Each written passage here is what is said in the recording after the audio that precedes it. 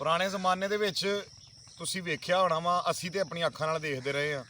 ਕੋਈ ਏਡੀ ਦੂਰ ਨਹੀਂ ਜ਼ਮਾਨਾ ਗਿਆ, ਬਲਕਿ ਹਜੇ ਵੀ ਪਿੰਡਾਂ ਥਾਵਾਂ 'ਤੇ ਸਾਡੇ ਇਲਾਕੇ ਦੇ ਵਿੱਚ ਹੈ ਵਾ ਕਿ ਇੱਕ ਗੱਡ ਹੁੰਦੀ ਸੀ, ਜਿਹੜੇ ਗੱਡ ਦੇ ਅੱਗੇ ਦੋ ਢੱਗੇ ਜੋਏ ਜਾਂਦੇ ਸੀ ਤੇ ਉਸ ਗੱਡ ਦੇ ਅਕਸਰ ਹੀ ਜਦੋਂ ਕੋਈ ਮਾਲਕ ਪਿੰਡ ਥਾਂ ਦੇ ਵਿੱਚ ਜਾਨਵਰ ਰੱਖਦਾ ਸੀ ਛੋਟਾ, ਯਾਨੀ ਕਿ ਕੁੱਤਾ ਛੋਟਾ ਜਿਹਾ ਰੱਖਣਾ, ਤੇ ਉਹਨੂੰ ਨਾਲ ਡੇਰੇ ਲੈ ਕੇ ਜੋ ਜਾਣੀ ਨਾ ਗੱਡ, ਤੇ ਕੁੱਤਾ ਅਕਸਰ ਹੀ ਉੱਥੇ ਥੱਲੇ ਐਕਸਲ ਹੁੰਦਾ ਵਾ ਤੇ ਐਕਸਲ ਨਾਲ ਬੰਨ੍ਹ ਲੈਂਦੇ ਸੀ। ਅੱਛਾ, ਉਹ ਕੁੱਤਾ ਜਿਸ ਤਰ੍ਹਾਂ ਵੱਡਾ ਹੁੰਦਾ ਜਾਂਦਾ ਸੀ, ਉਹ ਕੁੱਤੇ ਨੂੰ ਆਦਤ ਇਹ ਪੈ ਜਾਂਦੀ ਸੀ ਕਿ ਉਹ ਗੱਡ ਦੇ ਦਰਮਿਆਨ 'ਚ ਹੋ ਕੇ ਤੁਰਦਾ ਸੀ। ਹੱਤਾ ਕਿ ਇਹ ਦੋ ਢੱਗੇ ਆ ਨਾ, ਢੱਗੇ ਜਾ ਰਹੇ ਆ ਤੇ ਗੱਡ ਦੇ ਥੱਲੇ ਕੋਲ, ਯਾਨੀ ਕਿ ਜਿੱਥੇ ਉਹਦਾ ਦਰਮਿਆਨ ਵਾਲਾ ਹਿੱਸਾ ਅੱਗੇ ਲੰਬਾ ਜਿਹਾ ਹੁੰਦਾ ਸੀ, ਉਹਦੇ ਥੱਲੇ ਹੋ ਕੇ ਦਰਮਿਆਨ 'ਚ ਕੁੱਤੇ ਚੱਲਦੇ ਆ।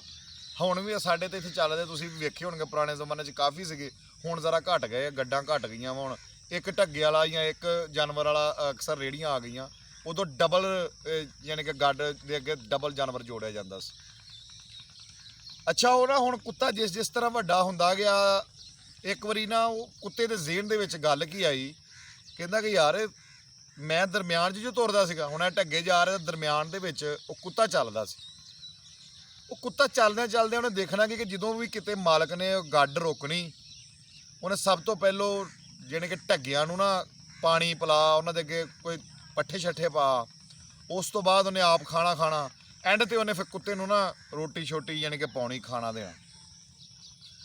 ਅੱਛਾ, ਕੁੱਤੇ ਦੇ ਨਾ ਦਿਲ ਦੇ ਵਿੱਚ ਗੱਲ ਆਈ ਕਿ ਯਾਰ ਇਹ ਨਾ ਭਾਰਤ ਸਾਰਾ ਮੇਰੇ ਤੇ ਹੁੰਦਾ ਵਾ, ਸਾਰੀ ਗੱਡ ਤੇ ਮੇਰੇ ਤੇ ਆ, ਤੇ ਸ਼ੁਰੂ ਤੋਂ ਮੈਂ ਚੁੱਕਦਾ ਆਉਣ ਡਿਆ ਵਾ।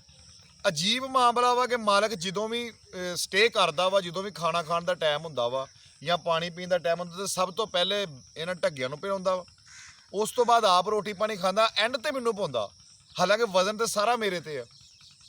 ਉਹਨੇ ਕਿਹਾ ਅੱਛਾ ਕੱਲ ਸਹੀ। ਅਗਲੇ ਦਿਨ ਉਹ ਆਪਣੇ ਸਫ਼ਰ ਨੂੰ ਰਵਾਂ ਦਵਾਂ ਹੋ ਗਿਆ, ਜਿੱਥੇ ਵੀ ਕਿਤੇ ਜਾਣਾ ਸੀ, ਜਿਹੜਾ ਵੀ ਕੋਈ ਤੂੜੀ ਲੱਦਣੀ ਸੀ ਜਾਂ ਜਿਹੜਾ ਵੀ ਸਮਾਨ ਲੱਦਿਆ, ਇਸੇ ਤਰ੍ਹਾਂ ਹੀ ਉਹ ਤੁਰ ਪਏ। ਜਦੋਂ ਤਕਰੀਬਨ ਅੱਧਾ ਕੁ ਸਫ਼ਰ ਗੁਜ਼ਰ ਗਿਆ ਨਾ, ਕੁੱਤੇ ਨੇ ਕਿਹਾ ਲਓ ਜੀ ਹੁਣ ਇੱਥੇ ਇਹਨੂੰ ਮੈਂ ਛੱਡਦਾ ਵਾਂ ਤੇ ਫਿਰ ਮਾਲਕ ਨੂੰ ਮੇਰੀ ਕਦਰ ਹੋਏਗੀ। ਕੁੱਤੇ ਨੇ ਨਾ ਯਕਦਮ ਥੱਲੇ ਬੈਠ ਗਿਆ। ਜਿਸ ਟਾਈਮ ਕੁੱਤਾ ਥੱਲੇ ਬੈਠਿਆ ਤੇ ਵੇਖਦਾ ਕੀ ਹੈ ਕਿ ਗੱਡ ਜਿਹੜੀ ਉਹ ਆਪਣੇ ਉਸੇ ਨਿਜ਼ਾਮ ਦੇ ਨਾਲ ਹੀ ਰਵਾਂ ਦਵਾਂ ਰਹੀ, ਗੱਠ ਅੱਗੇ ਨਿਕਲ ਗਈ। ਅੱਛਾ, ਹੁਣ ਉੱਠ ਕੇ ਉਹਨੇ ਦੇਖਿਆ ਵੀ ਗੱਡ ਤੇ ਅੱਗੇ ਨਿਕਲ ਗਈ ਆ ਤੇ ਵਜ਼ਨ ਤੇ ਇਹਨੂੰ ਚਲਾਉਣ ਵਾਲਾ ਤੇ ਮੈਂ ਸੀਗਾ। ਉਸ ਟਾਈਮ ਉਹਨੂੰ ਸਮਝ ਆਈ ਕਿ ਗੱਡ ਮੈਂ ਨਹੀਂ ਚੁੱਕੀ, ਮੈਂ ਨਾ ਵੀ ਹੋਵਾਂ ਗੱਡ ਉਸੇ ਤਰ੍ਹਾਂ ਹੀ ਜਾਣੀ ਆ। ਲਿਹਾਜ਼ਾ ਇਹ ਮਾਲਕ ਦੀ ਮਿਹਰਬਾਨੀ ਆ ਕਿ ਉਹ ਮੈਨੂੰ ਸ਼ੁਰੂ ਤੋਂ ਨਾਲ ਲਿਆਉਂਦਾ ਰਿਹਾ। ਉਹ ਮੈਨੂੰ ਭਾਵੇਂ ਐਂਡ ਤੇ ਵੀ ਰੋਟੀ ਪਾਉਂਦਾ ਵਾ ਨਾ, ਲੇਕਿਨ ਇਹ ਵੀ ਉਹਦੀ ਕਹਿ ਲਓ ਕਿ ਮਿਹਰਬਾਨੀ ਸਮਝੋ ਕਿ ਇਹ ਵੀ ਉਹਦੀ ਬਰਖਰਦਾਰੀ ਆ ਕਿ ਮੇਰੇ ਨਾਲ ਪਿਆਰ ਕਰਦਾ, ਮੈਨੂੰ ਤਨਹਾ ਨਹੀਂ ਛੱਡਦਾ, ਜਿੱਥੇ ਜਾਂਦਾ ਮੈਨੂੰ ਨਾਲ ਲੈ ਕੇ ਜਾਂਦਾ ਰਿਹਾ ਤੇ ਮੈਨੂੰ ਉਹ ਕਦਮ ਬਾ ਕਦਮ ਨਾਲ ਰੱਖਦਾ। ਇਸੇ ਤਰ੍ਹਾਂ ਹੀ ਸਾਡੇ ਵਿੱਚ ਕੁਝ ਲੋਕ ਪਾਏ ਜਾਂਦੇ ਆ ਕਿ ਜਿਹੜੇ ਸਮਝਦੇ ਆ ਕਿ ਮੈਂ ਹੀ ਆ ਤੇ ਮੇਰੀ ਵਜ੍ਹਾ ਤੋਂ ਘਰ ਚੱਲ ਰਿਹਾ, ਜਾਂ ਮੈਂ ਹੀ ਆ ਤੇ ਮੇਰੀ ਵਜ੍ਹਾ ਤੋਂ ਪਿੰਡ ਚੱਲ ਰਿਹਾ, ਯਾਨੀ ਕਿ ਮੈਂ ਨਾ ਹੋਵਾਂ ਤੇ ਇਸ ਪਿੰਡ ਨੂੰ ਬਰਬਾਦੀ ਹੋ ਜਾਏ, ਜਾਂ ਮੈਂ ਹੀ ਆ ਤੇ ਮੇਰੀ ਵਜ੍ਹਾ ਤੋਂ ਮੁਲਕ ਚੱਲ ਰਿਹਾ। ਤੇ ਦੋਸਤੋ, ਕਦੀ ਵੀ ਇਹ ਕਾਇਨਾਤ ਦਾ ਅਸੂਲ ਨਹੀਂ ਹੈ। ਇਹ ਕਾਇਨਾਤ ਸ਼ੁਰੂ ਤੋਂ ਹੀ ਚੱਲਦੀ ਆ ਰਹੀ ਆ, ਚਾਹੇ ਕੋਈ ਰਵੇ ਜਾਂ ਨਾ ਰਵੇ। ਸਿਰਫ ਬੰਦਿਆਂ ਦੇ ਗੁਮਾਨ 'ਚ ਗੱਲ ਆ ਜਾਂਦੀ ਕਿ ਮੈਂ, ਜਿੰਨੀ ਦੇਰ ਤੱਕ ਬੰਦਾ ਇਹ ਸੋਚਦਾ ਨਾ ਕਿ ਮੈਂ ਆ ਤੇ ਸਾਰਾ ਕੁਝ ਹੋ ਰਿਹਾ ਵਾ, ਉਨੀ ਦੇਰ ਤੱਕ ਉਹਦੀ ਇੱਕ ਸਮਝ ਲਓ ਕਿ ਉਸ ਕੁੱਤੇ ਵਾਲਾ ਹਿਸਾਬ ਆ ਕਿ ਉਹ ਨਾ ਵੀ ਹੋਵੇ ਤਾਂ ਕੰਮ ਚੱਲ ਜਾਣਾ। ਹੱਤਾ ਕਿ ਉਸ ਕੁੱਤੇ ਨੂੰ ਇਹ ਨਹੀਂ ਸੀ ਪਤਾ ਕਿ ਜਦੋਂ ਤੋਂ ਲੈ ਕੇ ਮਾਲਕ ਮੈਨੂੰ ਨਾਲ ਲੈ ਕੇ ਮੈਂ ਇੱਕ ਦਿਨ ਵੀ ਵਜ਼ਨ ਨਹੀਂ ਚੁੱਕਿਆ। ਇਸੇ ਤਰ੍ਹਾਂ ਕੁਝ ਬੰਦੇ ਜਿਹੜੇ ਵਹਿਮੋ ਗੁਮਾਨ ਦੇ ਵਿੱਚ ਆ ਕਿ ਮੇਰੀ ਵਜ੍ਹਾ ਤੋਂ ਇਹ ਘਰ ਵਾ, ਮੇਰੀ ਵਜ੍ਹਾ ਤੋਂ ਇੱਥੇ ਪੈਸਾ ਵਾ, ਮੇਰੀ ਵਜ੍ਹਾ ਤੋਂ ਇਹਨਾਂ ਦੀ ਇੱਜ਼ਤ ਆ, ਉਹ ਬੰਦਿਆਂ ਵਾਸਤੇ ਮੇਰਾ ਅੱਜ ਖਸੂਸੀ ਪੈਗਾਮ ਆ ਕਿ ਕਤਨ ਇਹ ਨਾ ਯਾਰ ਸੋਚਿਆ ਕਰੋ।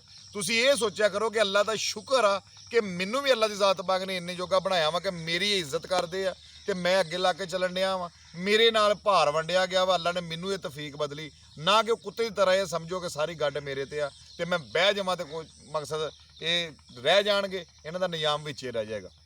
ਗੱਲ ਕਰਨ ਦਾ ਸੋਹਣੇ ਮਕਸਦ ਇਹ ਹੀ ਆ ਕਿ ਆਪਣੇ ਆਪ ਨੂੰ ਹਰ ਇੱਕ ਦੇ ਨਾਲੋਂ ਕਮ ਜ਼ਰਫ ਜ਼ਰੂਰ ਸਮਝੋ, ਆਪਣੇ ਆਪ ਨੂੰ ਕਿਸੇ ਨੂੰ ਆਲਾ ਨਾ ਸਮਝੋ, ਹਰ ਬੰਦੇ ਨੂੰ ਆਪਣੇ ਨਾਲੋਂ ਆਲਾ ਸਮਝੋ, ਹਰ ਬੰਦੇ ਨੂੰ ਇਹ ਸਮਝੋ ਕਿ ਇਹਦੀ ਵਜ੍ਹਾ ਤੋਂ ਮੈਂ। ਇਹੀ ਮੇਰੀ ਅੱਜ ਦੀ ਵੀਡੀਓ ਸੀ, ਇਹੀ ਮੇਰਾ ਛੋਟਾ ਜਿਹਾ ਪੈਗਾਮ ਸੀ। ਤੇ ਮੈਂ ਤੁਹਾਨੂੰ ਪਤਾ ਕਿ ਮੇਰਾ ਲਾਲਾ ਵਕਾਰ ਤੇ ਮੇਰੇ ਨਾਲ ਰਾਣਾ ਅਮਜਦ ਸਾਹਿਬ, ਤੁਸੀਂ ਉਹਨਾਂ ਨੂੰ ਵੀ ਇਨਸ਼ਾ ਅੱਲਾਹ ਤਾਲਾ ਬਹੁਤ ਜਲਦ ਵੇਖੋਗੇ ਕਿ ਉਹ ਵੀ ਤੁਹਾਨੂੰ ਅੱਛੀਆਂ ਗੱਲਾਂ ਦੱਸਣਗੇ। ਉਹ ਵੀ ਇਲਮ ਦੇ ਨਾਲ ਭਰਪੂਰ ਅੱਲਾਹ ਪਾਕ ਨੇ ਬਹੁਤ ਇਲਮ ਉਹਨਾਂ ਨੂੰ ਬਖਸ਼ਿਆ, ਉਹ ਵੀ ਤੁਹਾਨੂੰ ਗੱਲਾਂ ਦੱਸਿਆ ਕਰਨਗੀਆਂ। ਸਾਡੀ ਕੋਸ਼ਿਸ਼ ਸਿਰਫ ਇੰਨੀ ਕਾ ਕਿ ਸਾਡੀ ਕਹੀ ਹੋਈ ਗੱਲ ਕਿਸੇ ਨਾ ਕਿਸੇ ਤੇ ਅਗਰ ਅਸਰ ਕਰ ਜਾਏ ਤੇ ਸਾਡਾ ਸਾਰਾ ਕੀਤੀ ਕਰਾਈ ਦਾ ਮੁੱਲ ਸਾਨੂੰ ਮੋੜ ਆਇਆ। ਤੇ ਦੋਸਤੋ ਇਹਦੇ ਨਾਲ ਮੈਂ ਛੋਟੀ ਜਿਹੀ ਰਿਕੁਐਸਟ ਕਰਾਂਗਾ ਕਿ ਜਿਹੜੇ ਮੇਰੇ ਦੋਸਤ ਪਹਿਲੀ ਦਫਾ ਮੇਰੇ ਚੈਨਲ ਤੇ ਆਏ ਆ ਕਿ ਮੇਰੇ ਚੈਨਲ ਨੂੰ ਜ਼ਰੂਰ ਸਬਸਕ੍ਰਾਈਬ ਕਰੋ ਔਰ ਬੈਲ ਆਈਕਨ ਨੂੰ ਨੱਪ ਦਿਓ ਕਿ ਮੇਰੀ ਹਰ ਵੀਡੀਓ, ਸਾਡੀ ਕੋਈ ਵੀ ਵੀਡੀਓ ਜਿਹੜੀ ਬਣਦੀ ਹੈ ਸਭ ਤੋਂ ਪਹਿਲੇ ਤੁਹਾਡੇ ਕੋਲ ਪਹੁੰਚੇ। ਇਹਦੇ ਨਾਲ ਹੀ ਆਪਣੇ ਲਾਲੇ ਵਕਾਰ ਨੂੰ ਤੇ ਰਾਣੇ ਅਮਜਦ ਨੂੰ ਇਜਾਜ਼ਤ ਦਿਓ। ਆਪਣੀਆਂ ਦੁਆਵਾਂ 'ਚ ਯਾਦ ਰੱਖਿਓ। ਸਭ ਦੋਸਤਾਂ ਨੂੰ ਮੇਰੀ ਤਰਫੋਂ ਅਸਲਾਮੁਅਲੈਕੁਮ ਫੀ ਇਮਾਨਿल्लाह ਜੀ।